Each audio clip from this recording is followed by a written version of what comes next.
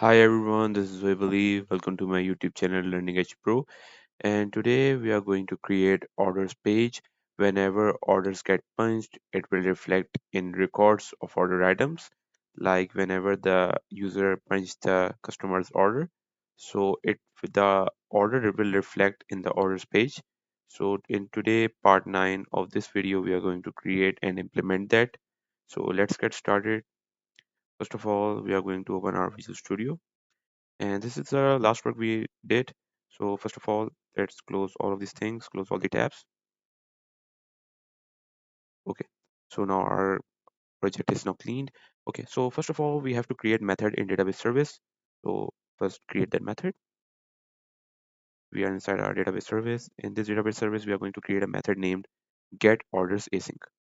So for that, I'm just going to create public async ask order array, because there will be multiple orders at the same time, which will be reflecting in our orders page. So for that, I'm going to create get orders async method, which will return with await underscore connection dot table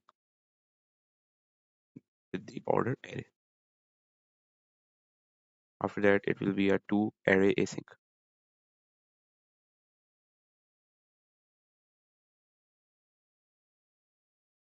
Wait a second, I think I have.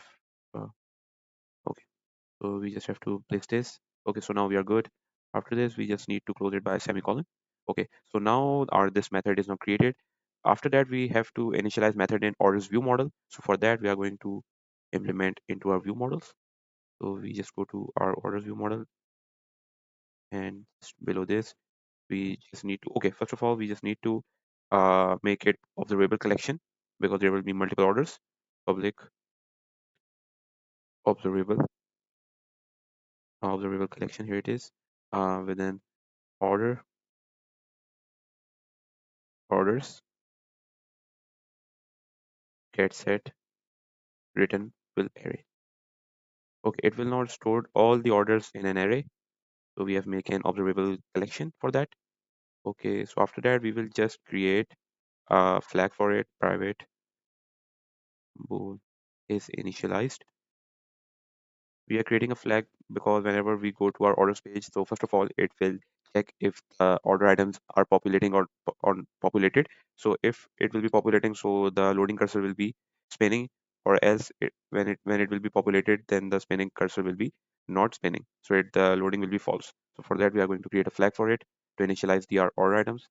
After that, we will just create an observable property.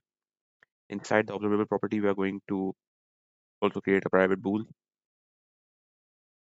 for is loading. And after this, we just going to create a method of public async value task and initialize async. Okay, so now I think I've created this thing. After this, we are just going to create if condition in it, that if is initialized is this, then it directly return. Or else if the initial, okay, wait, if initialize equals to true and is loading will also be true. And in variable of orders, we are going to store all the order item which will be fetched from our database service, and we are going to create a for each loop which will help to store our order one by one inside the order items array. So I'm just going to create an order here and orders. After this, we are just going to add each order in order array.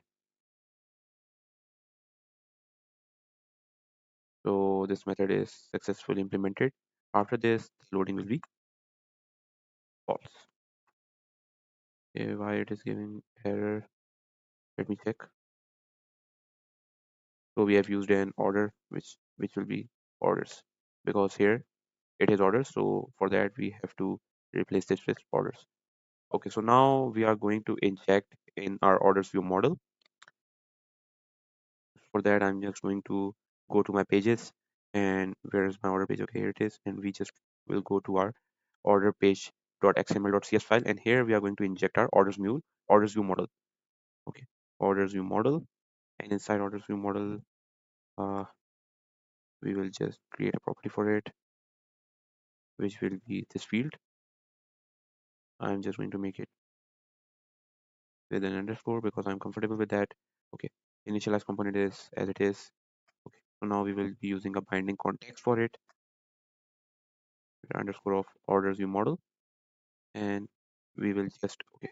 After this, we will create another method, which will be named as initialize view model async, which will be a private async void initialize view model async. So I've created this method, which will return await underscore orders view model dot initialize async.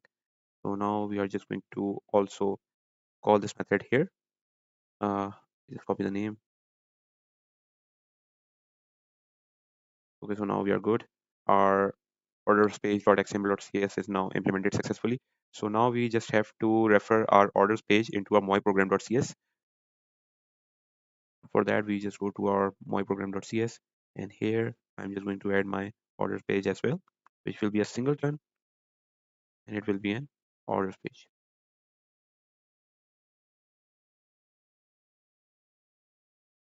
Okay, so now we will be start creating our orders page. So let's create our orders page after this. Okay, first of all, I just need to remove this vertical stack layout here and have to implement the model files here, which will be copied from main page dot these things. Okay, so now we just need these things.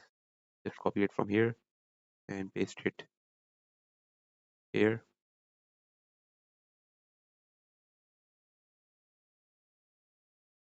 Okay, so now we are good. I just need to rename this view model because right now we are using an orders view model for that. Okay, so now we are good. After this, I am just going to create content page resources, which will be reflecting in my orders page.xml globally. So for that, I'm going to create a resources to prevent from writing it again and again. Content page dot resources, which will be getting it from resource dictionary. And inside dictionary, we are going to get a style, get a target type of label, and key will be th. Okay, so in the style, we are going to set our properties. The first property which we will be setting will be font size, setter property font size, which will be by default 14. So we just need to copy this and paste it 3 times. 1, 2, 3. Okay. So now the second thing we will be changing will be font attributes, which will be set bold. And the third thing which we'll be using is vertical options, which will be by default set to center. Okay, so now our TH styling is completed. Now we will exactly copy this thing and we'll set it for TD. Just replace the key name to TD, and the font size will be 14. Font attributes.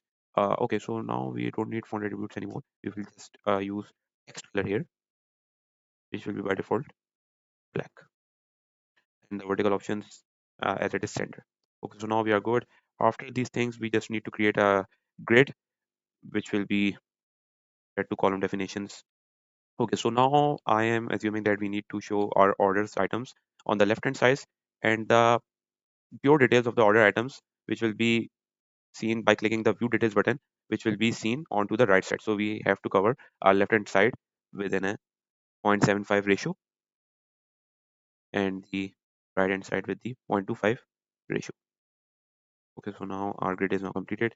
On the 0.75 side, we will be seeing our order summary, in which we will be seeing the order ID, order date, order items, order total amount, order pay mode, and the one button which will be named as view details. As soon as the view details button will be clicked, it will reflect all the detail of that summary into your right hand side column, which is defined as 0.25 ratio. Okay, so inside this we will be setting grid.column 0 because we are working on the left hand side first of all. And inside this we are just going to set some theme, which will be color will be white, padding will be of 15, and raw definitions to be auto. The second one should be auto, and the third one should be static. The first one will be an heading, the second one will be showing our orders, and the third one is just for the space. And the row spacing should be 15. So now our grid columns properties are set. Inside this, we are just going to create a label within a grid row dot zero with the font attributes bold, font size 2022. Oh, not 2022, sorry, 22. The text should be orders because it will reflect the main heading of the page. Orders, and the text color to be black. Okay, so now I've created the label. After this, we will be working on our grid.draw1, grid, grid.draw1. And inside our grid.draw1, I'm going to create things which will be named as headings. Okay, so inside this, I'm just going to give it a raw definitions, which will be set to 30 by all, mean 70. Uh, and the border I'm setting will be with the stroke shape of round rectangle, and which with the radius of 5 and the stroke thickness to 0. Okay, so inside this, I'm just going to create a grid with the column definitions. The first one will be order ID. The second one will be uh, all payment or the first one will be order ID. The second one will be order date. The third one will be total items count. The fourth one will be total items amount, and the fifth one will be payment mode. And the sixth one will be view details for the view details. So here's the summary of all the 6 directs which we have created for column definitions, and which will be given a background color of green. Okay, so inside this, we are just going to create our labels now. Label grid dot column 0, and inside this, I'm just going to okay, so now ignore this. We are just going to close this by this. Okay, so inside the grid column 0, we are just going to give it a text of order ID. First, we are using an order ID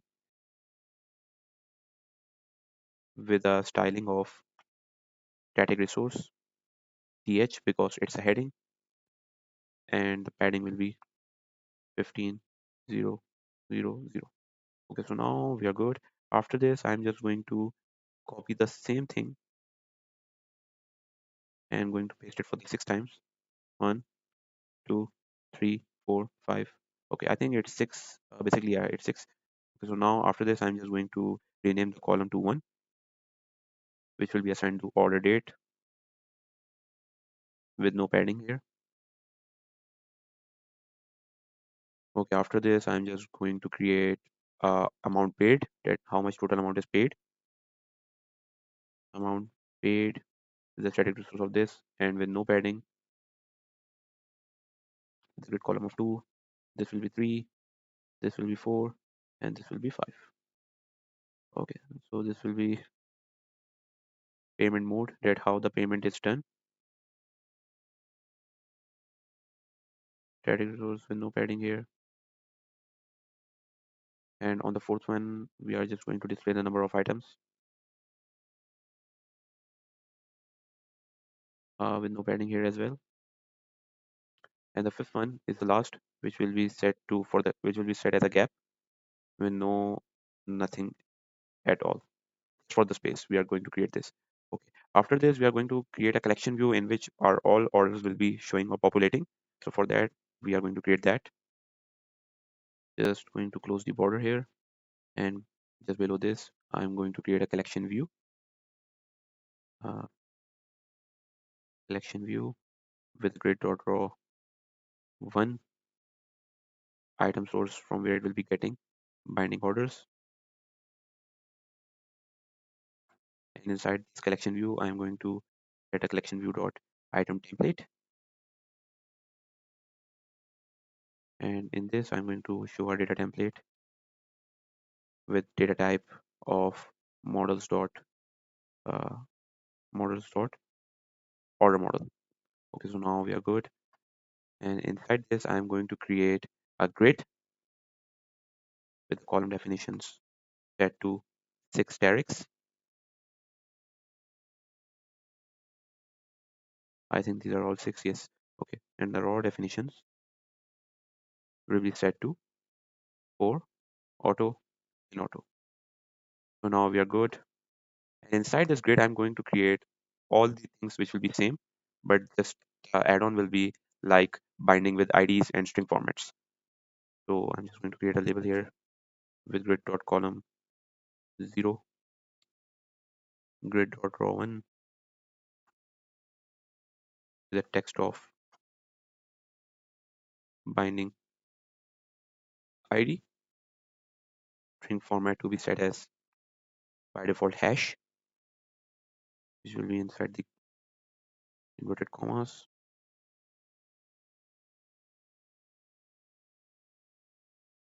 and just going to give it some style.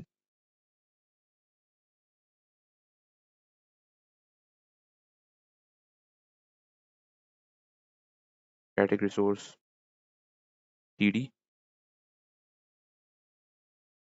with padding of 15, 0, 0, 0. Okay, so now we are good. Just going to close the label tag here. Okay, so now we are have to create all the six things, six labels for the six definitions, raw definitions. So I'll just make it and we'll show to you in a bit.